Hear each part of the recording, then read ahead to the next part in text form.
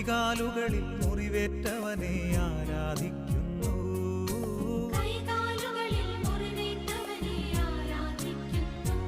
ഓ അമ്മേ അമ്മേ തായേ അമ്മയ്ക്കേക മകനെ ആത്മാവിലും സത്യത്തിൽ